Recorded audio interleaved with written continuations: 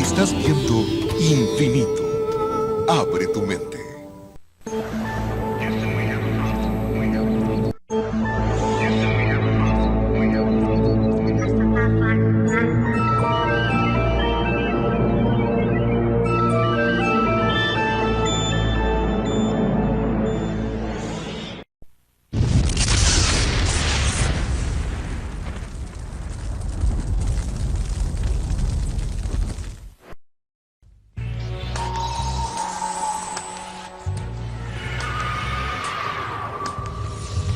Crônicas de OVNIs.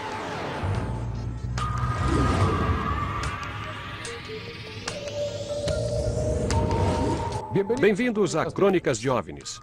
Nos últimos 4 anos, o Brasil tem atraído a atenção de ufólogos em todo o mundo. Centenas de avistamentos alertam os investigadores do fenômeno OVNI e milhões de pessoas da possível existência de vida inteligente em outros planetas. Tem sido impossível, até agora, determinar o que e quem são, de onde vêm e por que nos visitam. A incógnita dessas luzes estranhas no céu é um mistério. Do que se tem certeza é que milhares de pessoas em diferentes regiões do Brasil já avistaram e têm provas disso. Guarujá, 1996. Testemunha, Mário dos Santos. Avistamento de um OVNI. Eu sou comerciante e no ano de 96, por volta mais ou menos das 8 ou 10 horas da noite, eu estava em frente à minha residência e notei um movimento, né, de um astro, que até então eu pensei que fosse um astro, né? Só que eu notei que ele fazia movimentos como de ida e volta, muito pequenos. Então eu corri até dentro do meu quarto, peguei minha câmera e comecei a filmar. Como a câmera era muito pequena, né, eu procurei um posicionamento melhor para poder não balançar muito. Aí quando eu achei esse posicionamento, aí que eu tive a certeza que realmente aquilo não era uma estrela, né? Ele balançava de um lado para o outro, ele ia e voltava. Bom, isso durou mais ou menos uns 3, 4 minutos, essa filmagem.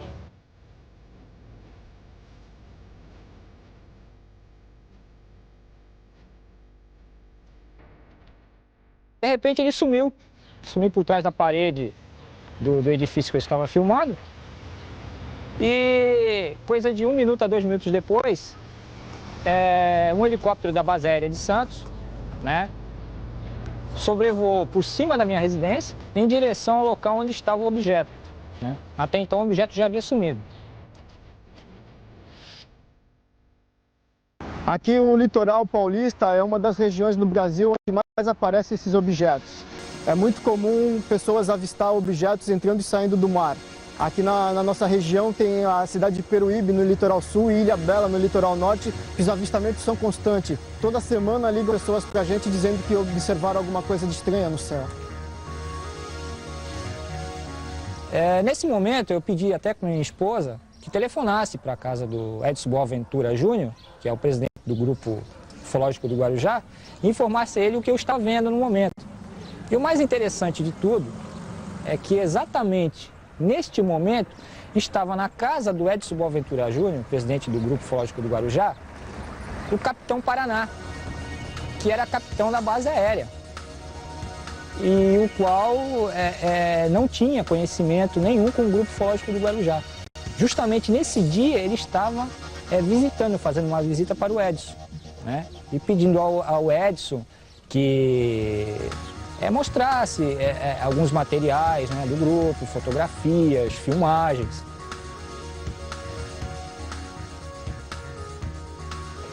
Sabendo disso, eu peguei a fita, né, entrei no meu carro e fui até a casa do Edson.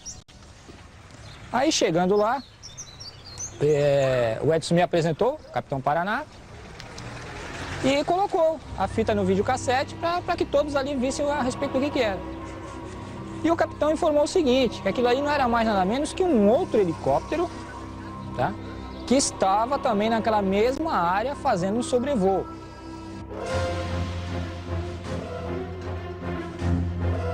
Se era um helicóptero, por que ele ia para a direita e para a esquerda e ficava parado naquele sentido? Ele me disse que não que ele ia para a direita para a esquerda, mas que vinha em direção à pessoa que estava filmando e não vinha em uma linha reta. Aí eu disse, se ele vinha em direção à pessoa que estava filmando, por que não passou por cima da casa da pessoa como passou o segundo? Aí ele me disse que o piloto abortou o procedimento padrão de descida e resolveu vir contornando o litoral para observar o mar. Isso era 9 horas da noite.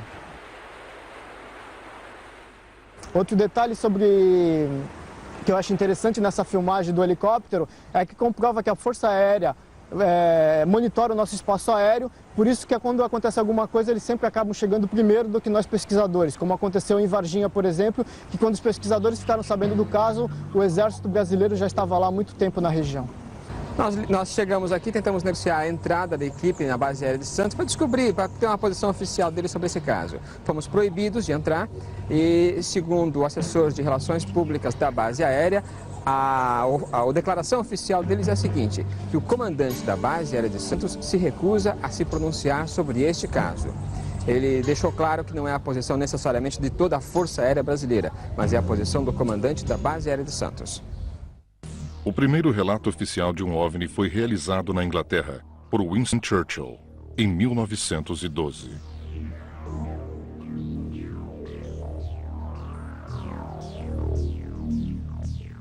No próximo bloco, conheceremos uma família de São Paulo que filmou, da varanda de sua casa, a trajetória aérea de um OVNI que sobrevoava seu bairro. Eu já estava quase, acreditando naquilo que eu estava vendo, né? Que meu irmão ligou. E aí nós contamos para ele o que estava acontecendo e ele falou, olha, pega a câmera e vai filmar, né? Porque realmente não pode perder essa oportunidade, né? Ao mesmo tempo que eu sentia medo, eu sentia, sei lá, alegre. Crônicas de OVNIs. Estamos apresentando Infinito OVNI.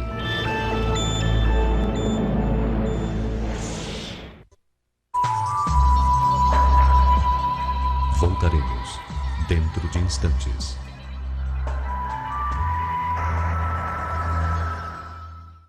Voltamos a apresentar Infinito OVNI.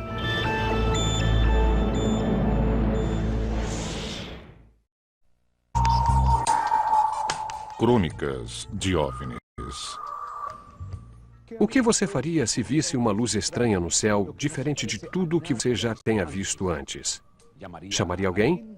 Pegaria uma máquina fotográfica ou uma filmadora? Ficaria petrificado ou simplesmente não daria muita importância? Bom, na história a seguir, 2 jovens que moram no bairro de Capão Redondo, em São Paulo, conseguiram gravar uma dessas luzes estranhas durante 4 minutos e meio, em 2 de janeiro de 1998. São Paulo, 1998. Testemunha família Oliveira. Avistamento de um OVNI durante 30 minutos.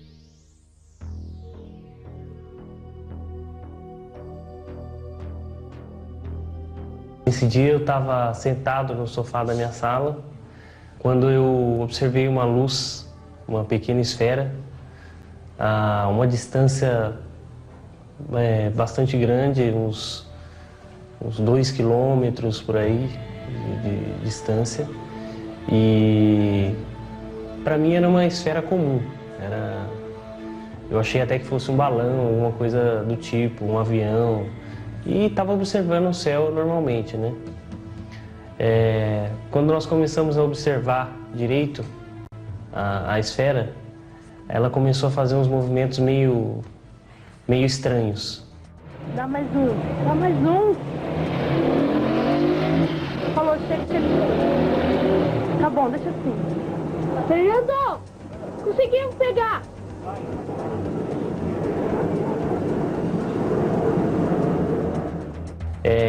Eu observei isso aí mais ou menos de 15 a 20 minutos, né?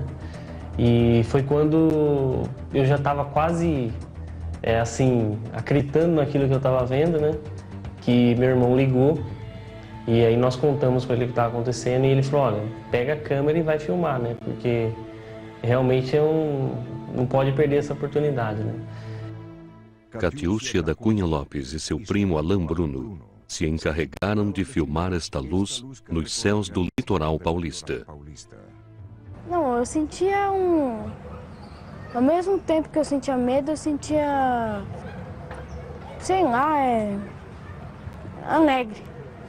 Ao mesmo tempo que eu sentia alegre, eu sentia medo. E vice-versa. Eu acho assim, foi uma das coisas mais importantes para mim que fez eu pensar a respeito. Antes eu não acreditava, sempre eu via relatos assim, não acreditava. Depois, né, que eu tive a visão, que todo mundo viu, foi uma coisa muito legal, porque assim, foi uma coisa nova pra gente, fez a gente procurar mais, saber mais sobre isso. Foi muito bom. Nossa, Fernando! Peraí, eu vou ligar a câmera aí, você dá o zoom. É uma bolinha. Não, deixa assim, deixa assim. E ela filmou 2 minutos, filmou os primeiros 2 minutos. E eu filmei os 2 minutos últimos. Foi 4 minutos e meio de filmagem. Mas antes ele já estava aqui. Na hora eu fiquei assim, falei, meu Deus, como que pode acontecer uma coisa dessa? E aí ela sumiu, né? Depois de alguns minutos, desapareceu. Agora ele está parado. Tá mexendo agora? E depois, olhando a fita, foi que nós tivemos mais certeza de que realmente era um UFO, uma... Eu não acredito, meu Deus. Esse telefone, gente.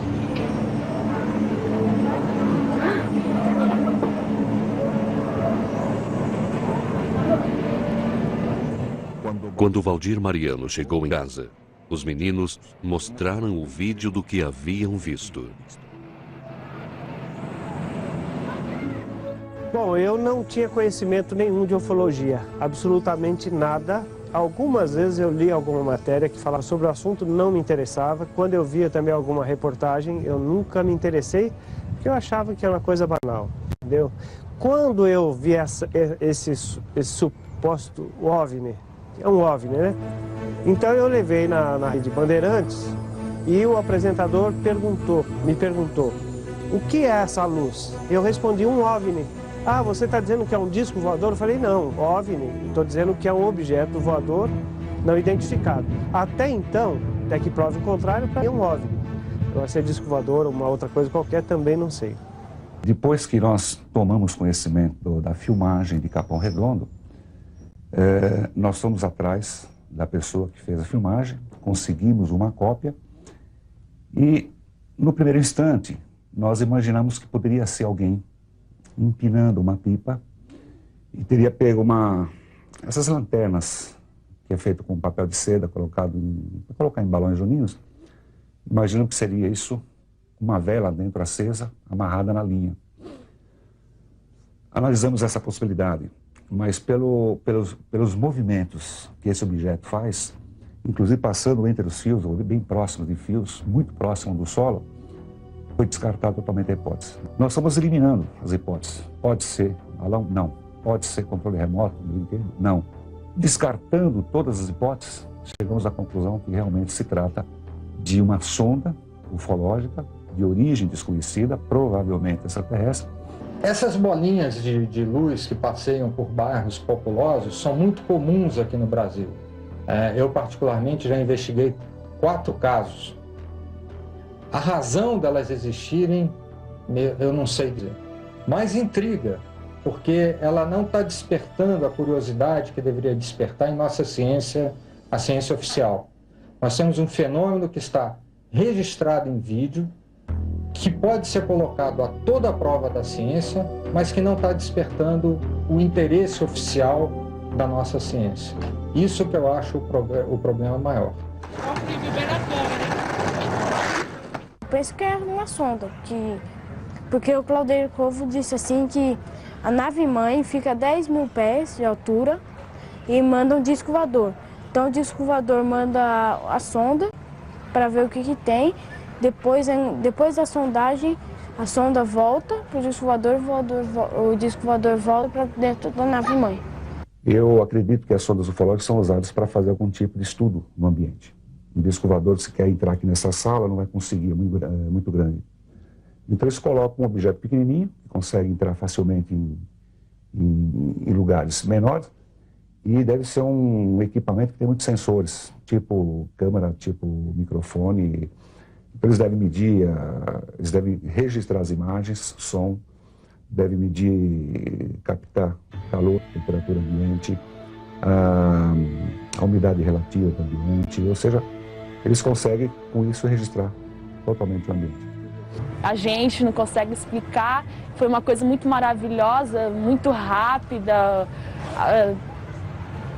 A gente tem que acreditar nisso, né? Foi ele que disse, ele que sabe, ele que pesquisa. Nós fizemos várias simulações para se determinar o tamanho do objeto.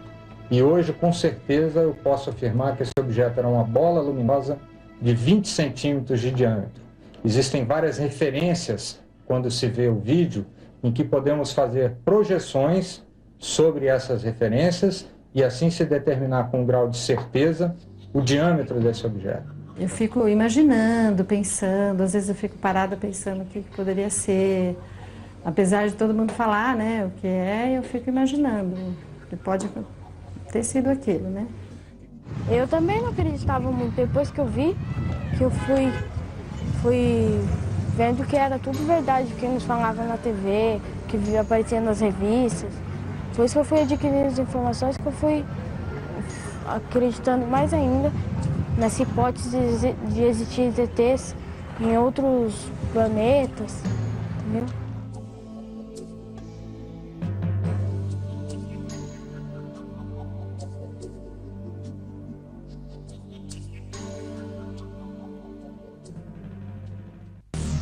Vários OVNIs foram fotografados durante as missões espaciais da NASA nos anos 60.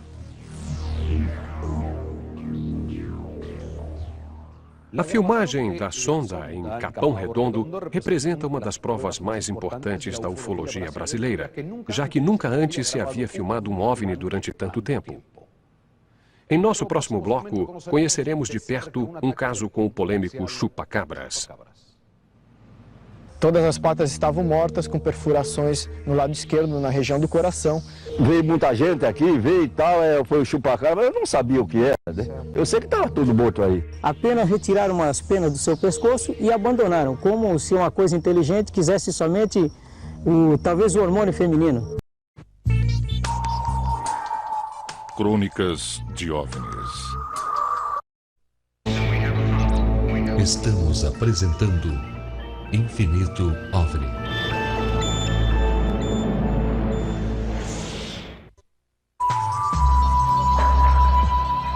Voltaremos dentro de instantes.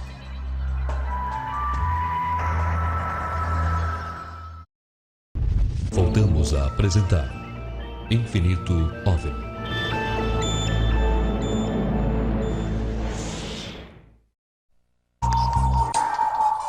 Crônicas de OVNIs. A febre do chupa-cabras ocupa as páginas de revistas e jornais desde 1995. Dizem que essa estranha criatura, que para muitos é de origem extraterrestre, ataca animais de fazendas, chupando-lhes todo o sangue do corpo.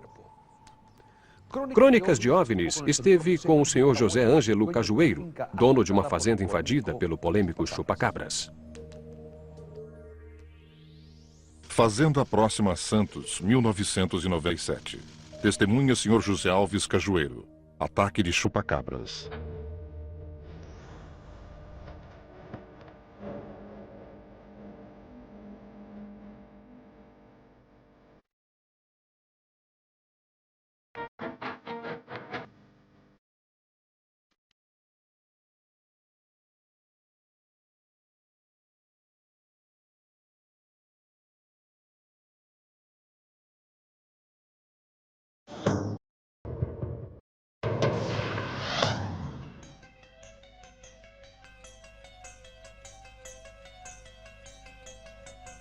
Conta pra gente aí como estavam os animais naquele dia. Naquele dia, de manhã cedo, todo dia eu vinha dar comida para eles. E quando eu cheguei aqui na porta do galinheiro, que eu abri, eles estavam todos aqui de barriga para cima, né? Então eu vim, dei comida para as outras galinhas e vim para tanger eles para comer. Quando cheguei aqui estava tudo morto, de papo para cima com um buraco no peito, né? Então eram 11.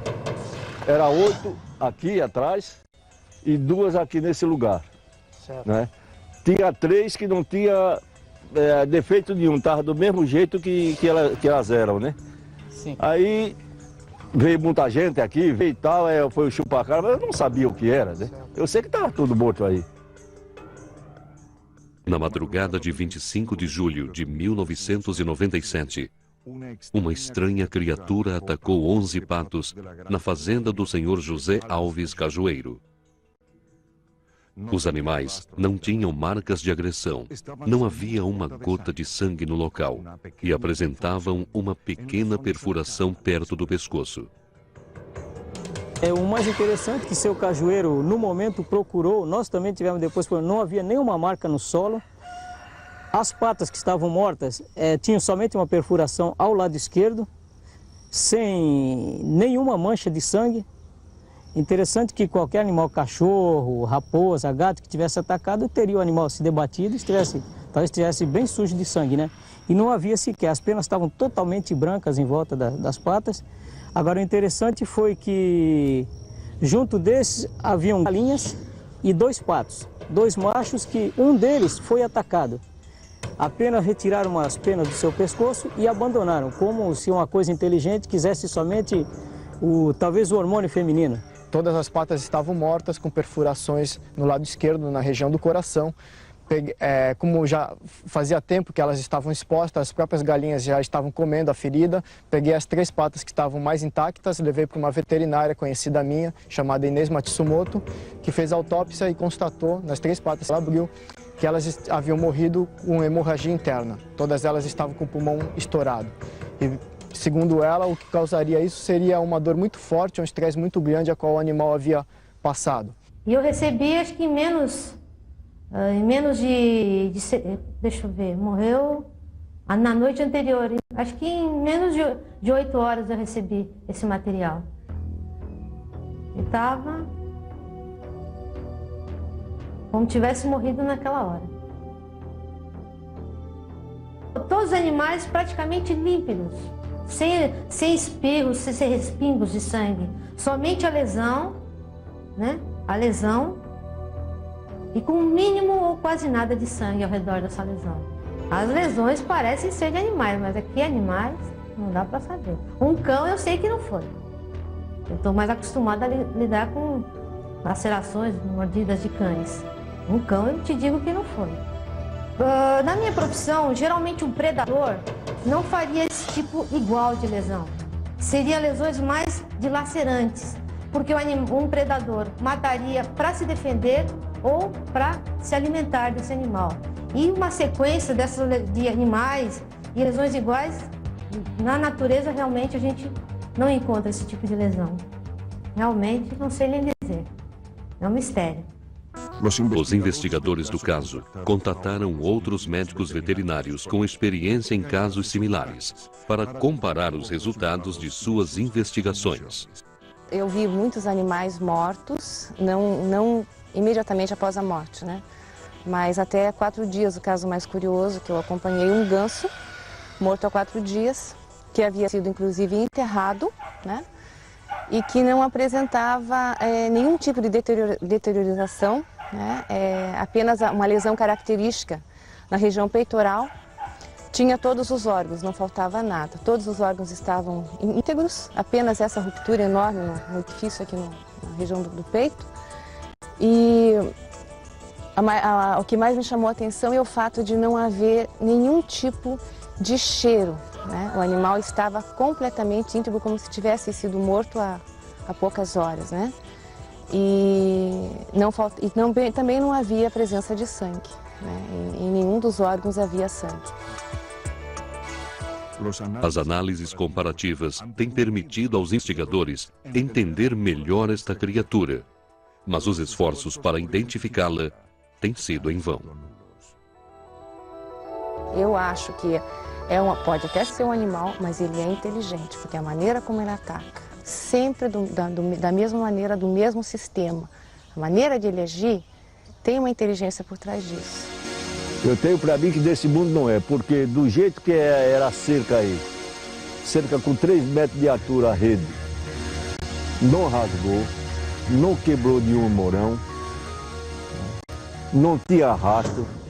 E realmente, no meu modo de pensar, essa criatura, o que quer que seja, ela voa. Ela vem sempre por cima, jamais por baixo, pelo que nós constatamos. E hoje estamos aqui verificando, já foi demolido no local onde havia esse cercado, né?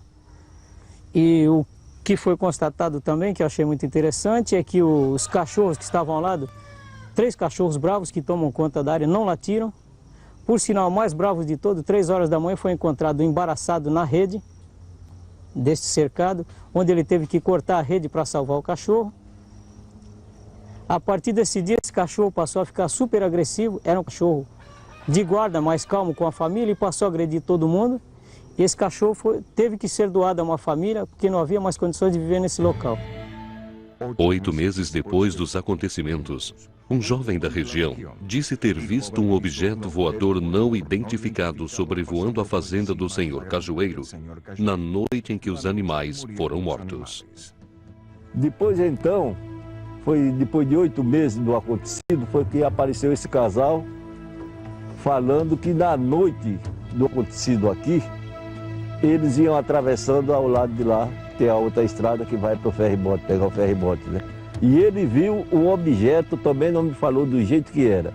Como pesquisador, eu não associei nenhuma coisa que ligue ao fenômeno ufológico. A não ser agora que fiquei sabendo recentemente que naquele mesmo dia teve um casal que observou um objeto aqui na região. Segundo as minhas pesquisas, eu levantei 3 hipóteses para o animal. Ou seria realmente um animal extraterrestre, que foi implantado na Terra, um animal criado em laboratório por alguma superpotência que perderam o controle sobre isso, ou até mesmo um animal que já existisse aqui na Terra, mas que nunca foi catalogado em nossa zoologia e que de repente está vindo à tona e causando esses ataques a esses animais. Uma pesquisa realizada em 1991 revelou que 4 milhões de americanos acreditam que já foram abduzidos. No próximo bloco, saberemos o que, para alguns ufólogos, foi o caso mais importante do país. A Noite Oficial dos OVNIs. Isso foi se aproximando de São José dos Campos, depois um segundo objeto, um terceiro objeto, um quarto. Foi um total de 21, um show de objetos nos céus. E esse caso passou para a ufologia como um dos casos mais importantes da ufologia brasileira. Eu acho que foi, em termos de ufologia nacional, em termos de ufologia até mundial, talvez tenha sido uma coisa inédita. Eu não conheço em nenhum momento militares, né, pilotos falando sobre esse assunto abertamente. Crônicas de OVNIs. Estamos apresentando Infinito OVNI.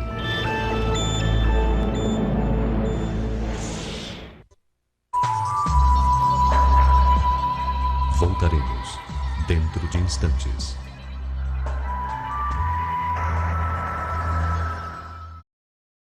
Voltamos a apresentar Infinito OVNI.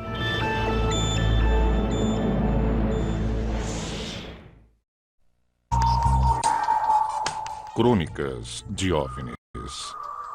Na noite de 19 de maio de 1986, as autoridades da Força Aérea Brasileira detectaram 21 objetos voadores não identificados na região sudeste do Brasil. A notícia se espalhou com tanta rapidez e teve tanta importância que até mesmo o Ministério da Aeronáutica admitiu publicamente a presença de OVNIs nos céus brasileiros. Os investigadores do fenômeno denominaram de Noite Oficial dos OVNIs.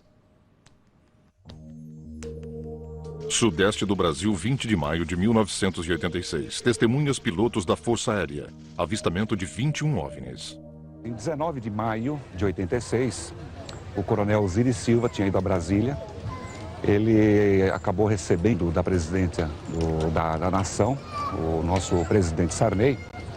Ele deixou a Embraer e assumiu a Petrobras.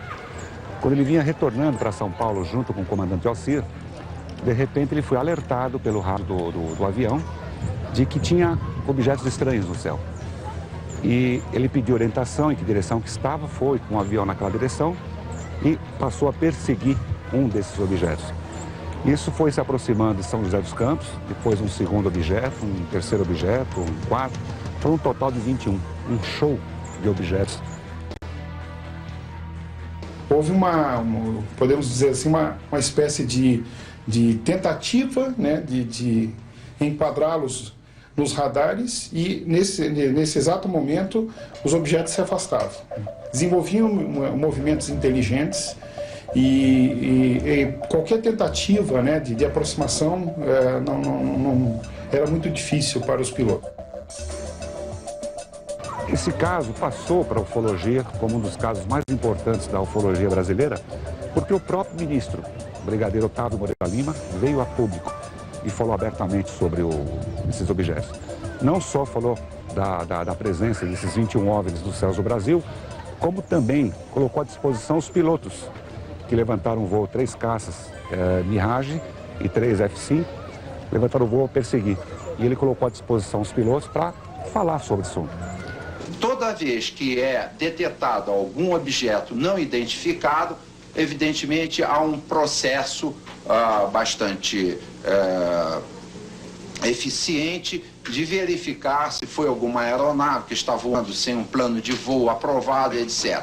Mas quando se comprova que é algo diferente, as aeronaves então são acionadas. Eu acho que foi, em termos de ufologia nacional, em termos de ufologia até mundial, talvez tenha sido uma coisa inédita. Eu não conheço em nenhum momento militares, né, pilotos falando sobre esse assunto abertamente.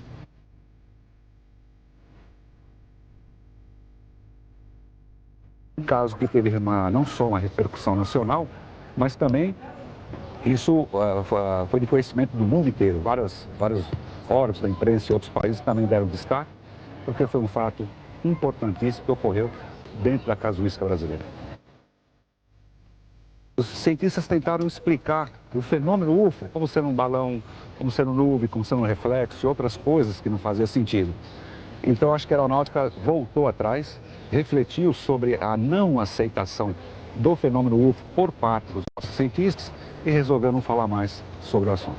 Em 1991, nós estávamos acompanhando um programa de televisão em rede nacional e, na oportunidade, o ministro da Aeronáutica, Sócrates Monteiro, já era de outro governo, ele estava abordando assuntos relacionados à aeronáutica e o apresentador de televisão, ele perguntou sobre os discos voadores, né? O ministro respondeu que em 30 anos de aeronáutica que ele tinha, jamais havia ocorrido um único incidente envolvendo objetos voadores não identificados. E naquele momento eu fiquei um tanto quanto revoltado, porque há 6 anos antes nós tínhamos a informação do ministro, dos pilotos, de que perseguiram objetos voadores não identificados. E nesse período também foram registrados casos de abduções. Nessa época, um dos grandes pesquisadores brasileiros acompanhou de perto essa questão da abdução e pesquisou e constatou realmente um caso autêntico de abdução nesse mesmo período. Eu e minha prima Débora, nós fomos numa discoteca, né, num dia de sábado, no dia 14 de junho de 86. E ao chegarmos lá na discoteca, nós íamos nos encontrar com um amigo. Só que esse amigo, ele não tinha ido naquele dia, então nós tivemos que sair mais cedo da discoteca. Então, quando foi mais ou menos em torno das 11h30 da noite, nós resolvemos voltar para casa, né? E nessa noite, eu ia dormir na casa da minha prima, porque ficava mais próxima da discoteca. Então, nós saímos da discoteca, fomos pegar um ônibus. Nós ficamos no ponto do ônibus até mais ou menos uns 20 minutos esperando. E quando nós pegamos o ônibus, nós sentamos no banco de trás e nós fomos conversando, né? Aí chegou um determinado momento que a minha prima, ela falou assim pra mim: Beth, olha que estranha aquela luzinha, até parece que tá seguindo o ônibus, porque nós olhando assim pela janela do ônibus, a gente via aquela luzinha acompanhando, né, o trajeto do ônibus. Até eu falei assim, olhei assim para ela e falei assim, ah, Débora, deve ser um avião, um balão, qualquer coisa, é impressão, né? Depois que desceram na rua Cânhamo do Canadá, elas caminharam a pé e a luz de repente se afastou e sumiu, desapareceu. Aí até deu assim, até um alívio, né? Nós pensamos assim, ainda bem que isso aí foi embora, sumiu. Só que, ao chegar lá na rua da casa da minha tia, que era uma rua sem saída, no fundo, assim, tinha um campo de futebol, assim, enorme, né? Aí, quando nós chegamos lá, nós nos deparamos com um objeto parado, imóvel. Ele estava, assim, a mais ou menos a uns 5 metros de altura, assim. Aí passou-se alguns anos, né? A minha prima, ela foi morar na Inglaterra e eu continuei morando aqui em São Paulo. Só que ela, lá na Inglaterra, ela começou a ter lembranças, imagens de seres, e eu também comecei a ter lembranças, né, de seres. Aí nós resolvemos procurar um ufólogo, né? Aí foi quando nós fizemos a regressão de memória. Aí a gente conseguiu lembrar o que aconteceu quando a gente viu aquela luz parada lá no campo de futebol. E essa luz, ela... quando nós fizemos a regressão, nós conseguimos nos lembrar o que tinha acontecido. E o que aconteceu foi o seguinte: quando nós nos deparamos com essa luz no campo de futebol, do objeto estava descendo da parte central embaixo uma luz, e para frente tinha um ser no chão e outro mais perto desse cone de luz. E quando nós vimos aquilo, nós nos sentimos assim impulsionadas a ir em direção daquele objeto, aqueles seres. E nós fomos caminhando, mesmo contra a nossa vontade. Era como se algo assim nos chamasse. E aí nós entramos nesse cone de luz, né? E a gente subiu assim, flutuando no ar. E quando nós entramos dentro do objeto, tinha mais outros seres lá dentro. 2 pegaram e conduziram a minha prima para uma outra sala, e outros 2 me conduziram para outra sala. E nessa sala, eles me deitaram numa espécie de cama, né? Uma cama assim, baixinha, sem nenhum outro assim apetrechos, né? E eu queria sair dali, eu queria me movimentar, sair dali, mas eu não conseguia sair dali. Eu tava me sentindo assim, apavorada de estar naquele local, né? Aí esse que estava do meu lado, ele se aproximou com eu vou dizer assim, com uma espécie assim de fio, que tinha tipo um ganchinho na ponta com uma esfera pequenininha assim, tipo o tamanho da cabeça de um alfinete. E ele foi se aproximando com aquilo perto da minha narina. E eu quando vi ele se aproximando com aquilo, eu fui ficando assim apavorada, porque pela forma que ele veio, eu senti que ele ia colocar no meu nariz, né? E aí ele foi se aproximando com aquilo e foi colocando.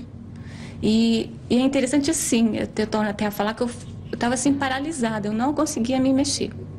Aí eles foram colocando aquilo no meu nariz, e tinha essa telinha que ficava mais ou menos numa posição meio de frente de mim, e eu fui vendo assim, tipo, parecia o contorno, assim, da minha cabeça e o percurso que aquilo estava fazendo, aquele fio, né? E ele chegou mais ou menos aqui na altura da base da minha nuca. Muitos casos desse tipo têm ocorrido no Brasil, nós temos investigado muitos casos, e praticamente é semelhante. A forma como isso ocorre é igual no mundo inteiro, praticamente.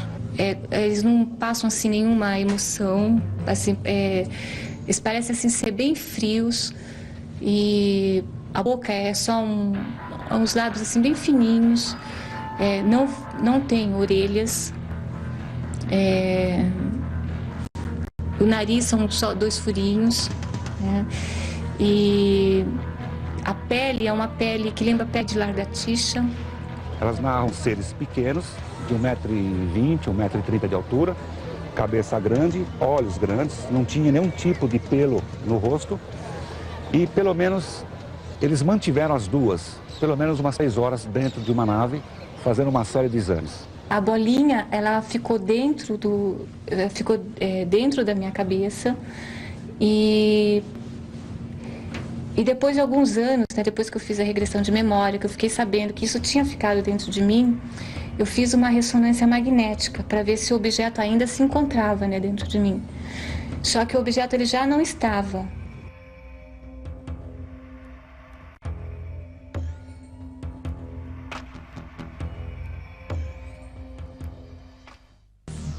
Em 1961 foi investigado pela primeira vez um caso de abdução com hipnose. O casal Betty e Barney Hill, nos Estados Unidos.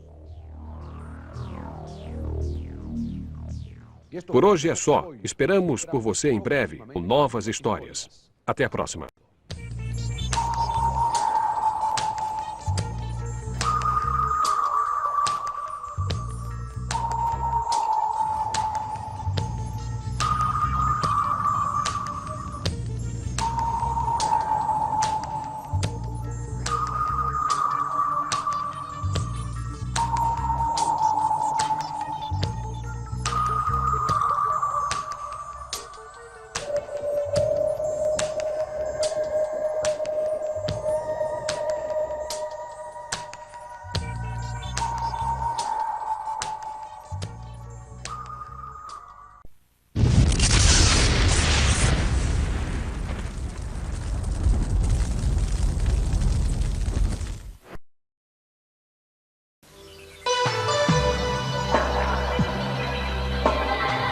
Usted está viendo Infinito.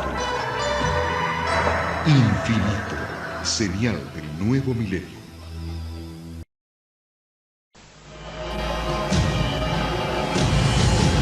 Cada minuto, de cada hora, de cada día, ocurren eventos inexplicables.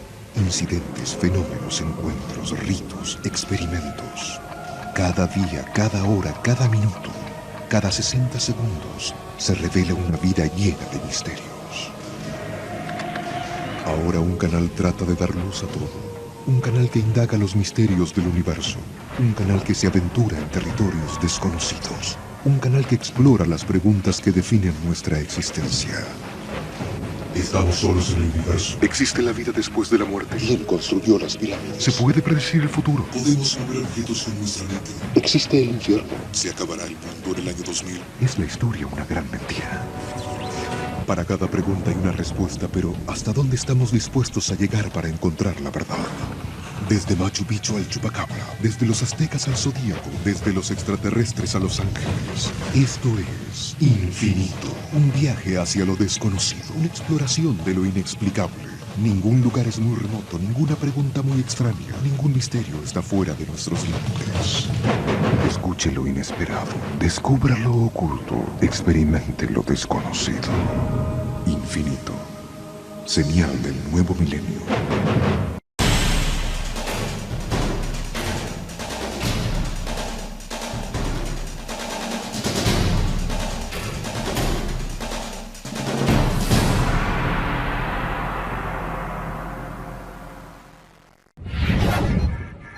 Infinito. Abre tu mente.